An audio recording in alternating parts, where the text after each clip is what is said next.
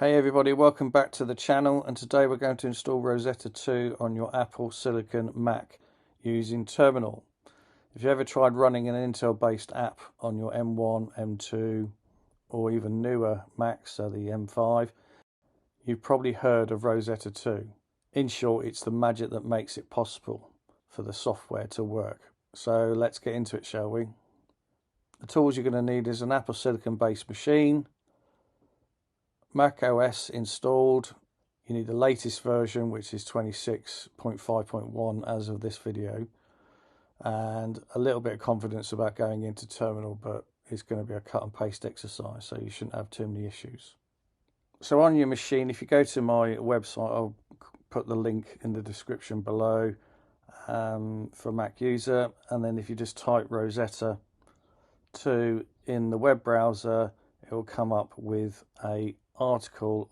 Inside that article, it has the terminal commands you need to run to install Rosetta 2. There's also a link to the actual article on the Apple support website as well. It also gives you the article listing of the Apple Silicon machines. It also gives you the article on why you have to install Rosetta 2 for silicon-based machines. In short, it's to do with the Intel-based software that's running on your machine. A long time ago, Apple released Rosetta when we moved from PowerPC to Intel, and the same has happened with Intel machines moving to Silicon.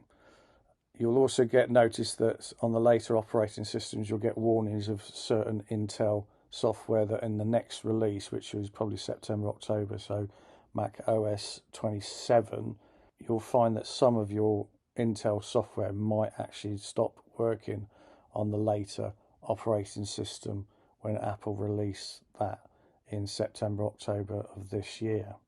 Anyway, we're going to go into Terminal. So to open Terminal, two options really. So you can press Command and Space, which opens the spotlight, or just click in the magnifying glass in the top right hand corner and then type Terminal and click Enter, or you can go into Finder, then into Applications, Utilities and Terminal. Once in Terminal, you will need an admin password, so make sure you've got the admin details available.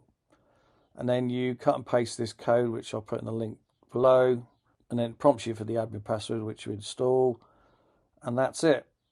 Rosetta 2 will now be installed in the background, and that should take just a few seconds.